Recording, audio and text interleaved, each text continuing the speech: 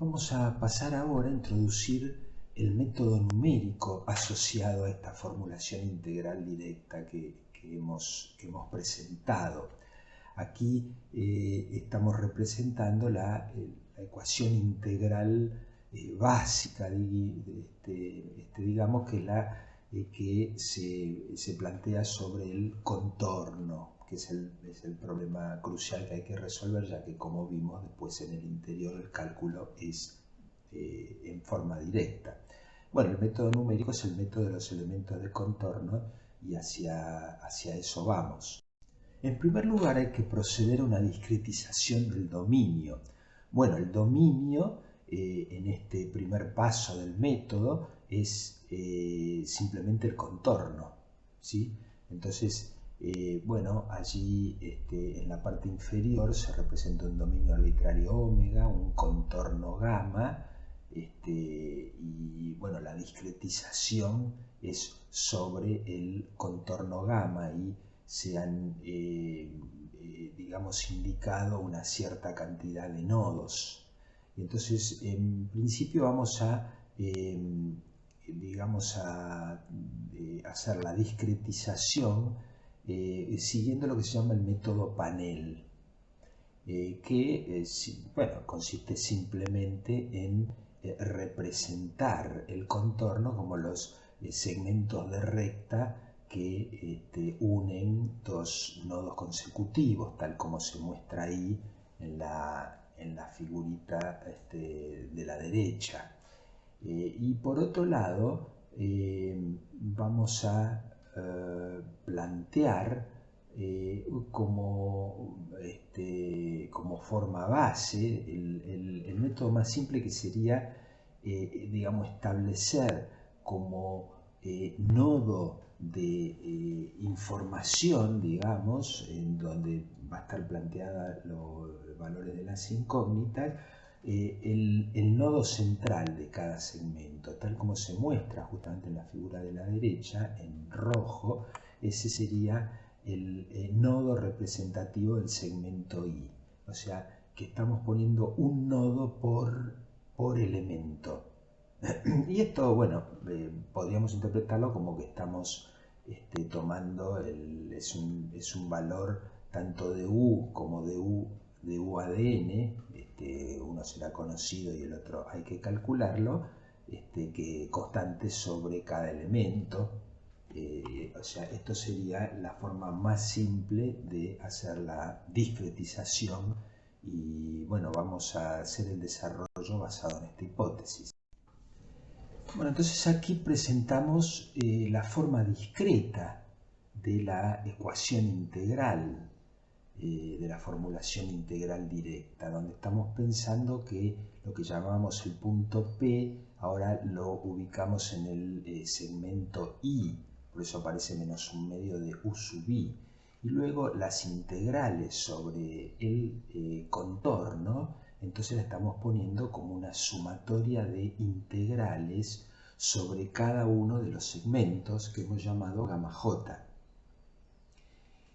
Sobre cada segmento, digamos, además, como dijimos recién, hemos planteado la hipótesis o hemos discretizado con solo un nodo central. Entonces, como tomar ese valor como constante. Por eso que los valores de tanto de U sub J, como de su derivada normal, que por simplicidad hemos llamado Q, es decir, los Q sub J los hemos sacado de la integral.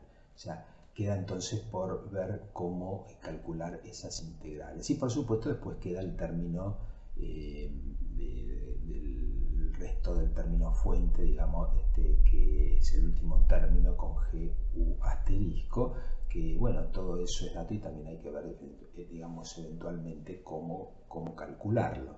Entonces estamos llamando n grande a la cantidad de o sea, elementos de contorno con los que hemos discretizado justamente el contorno gamma.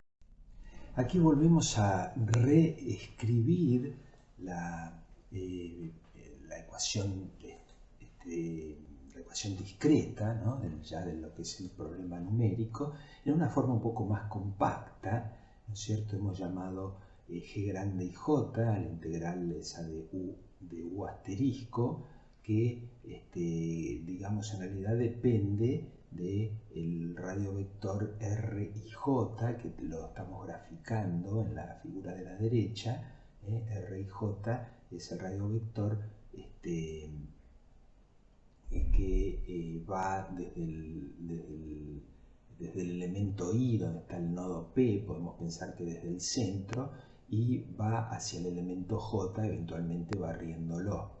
Y bueno, después está H y J, que es la otra integral, que de la derivada normal de U asterisco, que también depende de R y J, ¿sí?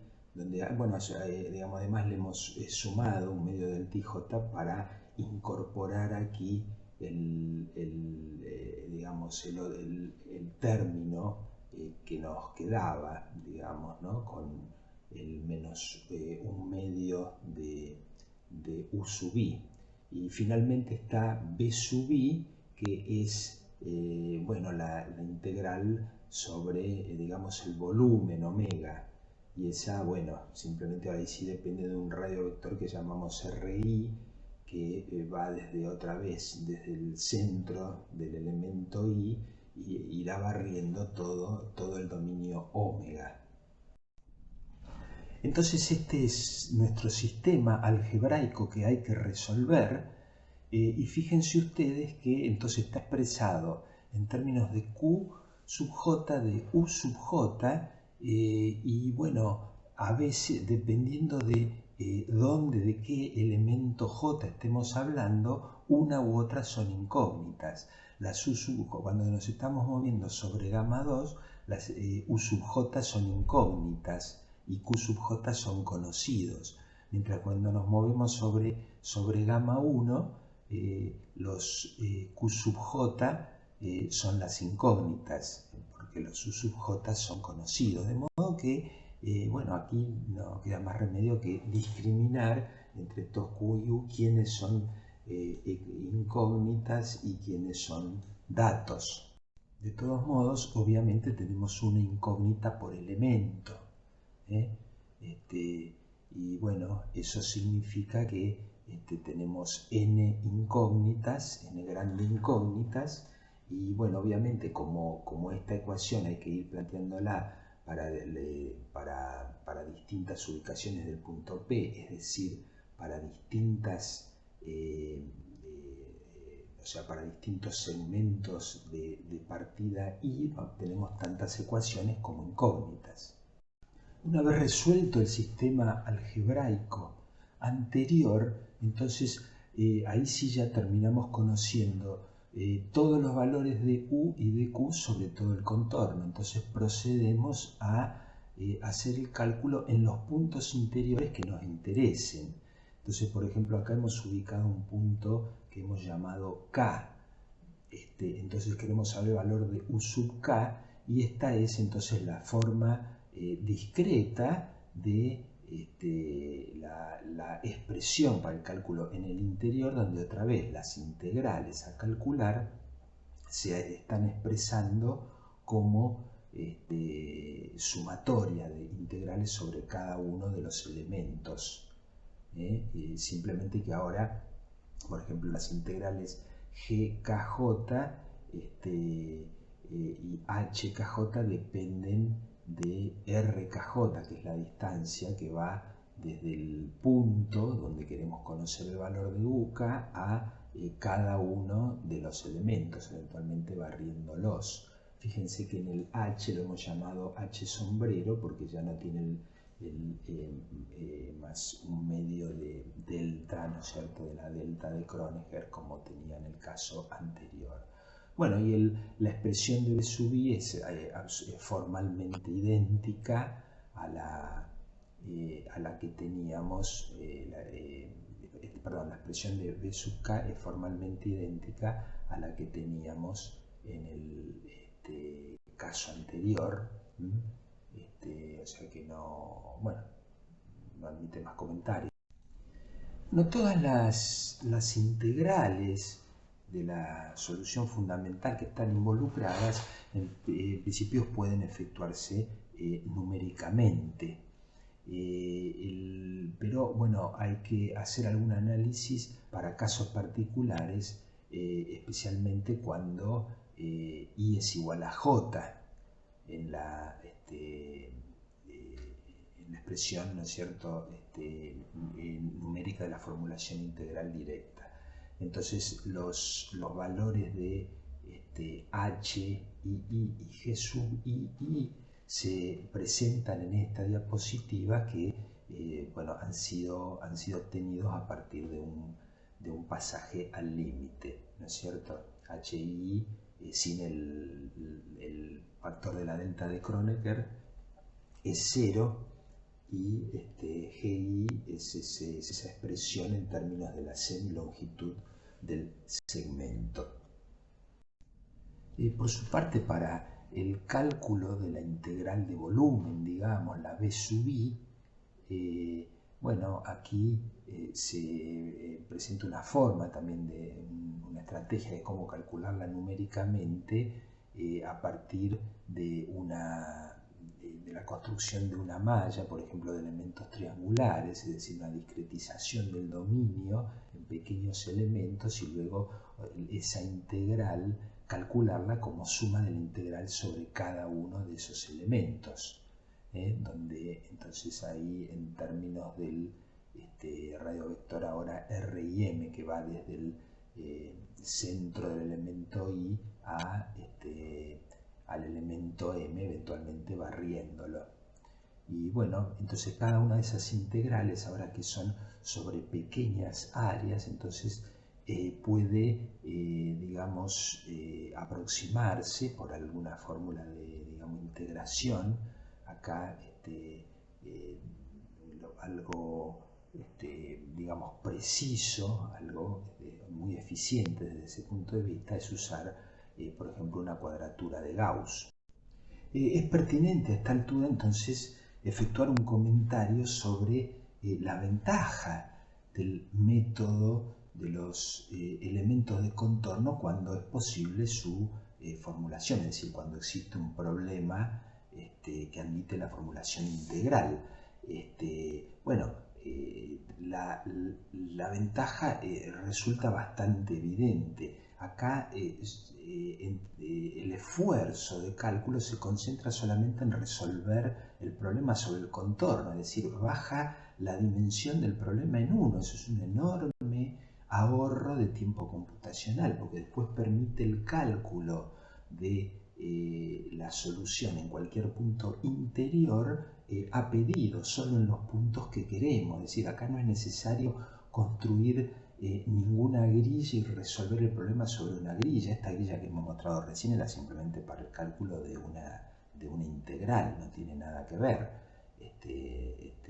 Entonces es obvio que si se admite la formulación integral, este camino permite un salto en eficiencia de cálculo sumamente importante. Así que es totalmente natural, digamos, recurrir a esta metodología. Bueno, como hemos hecho con los otros métodos, vamos a ejemplificar la aplicación del método a un caso simple, a un problema unidimensional. Entonces tomamos de los dos problemas que hemos planteado al principio de esta parte del curso, en lo que llamamos el segundo problema, que tiene una condición de Dirichlet en el borde izquierdo y una de Neumann en el borde derecho. Entonces, en primer lugar, necesitamos la solución fundamental y, bueno, ahora el operador sería el laplaciano más 1, digamos, ¿no es cierto? O sea que lo que buscamos es la solución de esta ecuación, la derivada segunda respecto a x dos veces más su asterisco igual a menos la delta de x menos xp. Y x varía de menos infinito a infinito.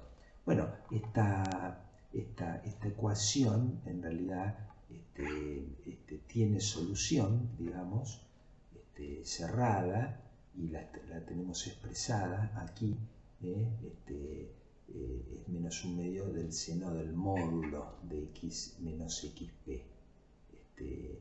Y que, bueno, como vemos, tiene continuidad en cero, o sea, el límite por izquierda y por derecha da 0. Para verificar que esta es realmente la solución, acá presentamos a la derivada primera de la solución fundamental. Fíjense que ahora a derecha y a izquierda de xp da valores distintos, es decir, hay un salto de un medio a menos un medio, un salto de 1, es un escalón inverso. Para el valor de la derivada primera en 0, en realidad, bueno, hay que hacer algún tratamiento para demostrarlo, pero ya hemos visto algo, hemos presentado algo de esto con anterioridad, o lo hemos mostrado más que demostrado, pero termina siendo efectivamente el promedio. Entre un medio y menos un medio queda 0. Y aquí ponemos la expresión para la derivada segunda, donde, bueno, además de las expresiones a derecha y a izquierda, que se obtienen fácilmente, aparece la derivada de este escalón inverso, por eso que aparece menos la delta de Dirac en x menos xp. Volvemos a expresar acá o sea, la solución fundamental u asterisco que habíamos expresado antes, y entonces ahora sí sumamos y bueno, efectivamente vemos que esta solución que hemos planteado verifica con la ecuación diferencial. Bueno, aquí volvemos a repetir la, digamos, expresión general de la formulación integral sobre el contorno, donde P es un punto sobre el contorno gamma. Y luego la especializamos en xp igual a 0, haciendo los reemplazos correspondientes, donde, bueno, ahora lo que llamamos gamma 1 y gamma 2 son puntos, de modo que son valores puntuales, entonces es muy sencillo el resultado, ¿no? Por ejemplo, la primera, que es la integral de u asterisco de u a de n, finalmente es u asterisco en 0, 0, y la derivada normal es menos de u a de x en 0. Y así con la siguiente, mientras que, bueno, del segundo miembro hay solo una integral, digamos, que se extiende entre 0 y 1, xu asterisco, y las otras también son expresiones puntuales. Bueno, la integral esa entre 0 es muy sencilla para resolver, dividiendo en dos el dominio. Bueno, haciendo estas operaciones, uno aquí ve que bueno, solo como incógnitas, en definitiva, solo nos queda un término, ¿no es cierto? Nos va a quedar un término u de 1, de modo que se puede despejar y surge que ese valor de u de 1 que tenemos recuadrado en la parte inferior. Para que quede claro, en la expresión, nosotros teníamos la expresión como digamos, hemos planteado, las incógnitas eran u de 1 y de u a de x en 0, simplemente que el término, o sea, el coeficiente de u a de x en 0 es su asterisco en 0, 0, que da 0, de modo que en lugar de llegar a una ecuación algebraica con dos incógnitas, nos quedó una sola incógnita, por eso pudimos hacer el despeje. Ahora volvemos a repetir el procedimiento, pero ponemos el punto P en el otro borde, el borde gamma 2, que es simplemente xp igual a 1, con lo cual nos queda la expresión que se muestra, y ahora sí podemos despejar, u de 1 es conocido, podemos despejar la incógnita que nos queda, que es de u a de x en 0, y da el valor que hemos recuadrado al final. Conocidos entonces ahora tanto los valores de u como de su derivada normal en ambos bordes, en ambos extremos, podemos proceder a calcular la solución en cualquier punto interior. Acá está en primer lugar la expresión general y luego particularizada para nuestro problema, es decir, tenemos un punto, una coordenada xp entre 0 y 1 y la expresión general se reduce a la que se muestra ahí para u de xp, donde hay una integral que es relativamente fácil para resolver y varios términos calculados en los extremos, que es mucho más sencillo para resolver. Es decir, con todo eso nos queda la expresión que se recuadra al final. Y, oh sorpresa, esta expresión no es ni más ni menos que la solución exacta del problema. Bueno, esto es debido a la simplicidad de este problema, que hace que obviamente no hayamos discretizado digamos, el borde. Con el borde eran puntos y estamos poniendo un nodo ahí, entonces lo hemos resuelto completamente el borde, entonces no se ha introducido ningún error de discretización, de modo que no es una sorpresa, en todo caso es una verificación del método y de que lo hemos resuelto sin errores.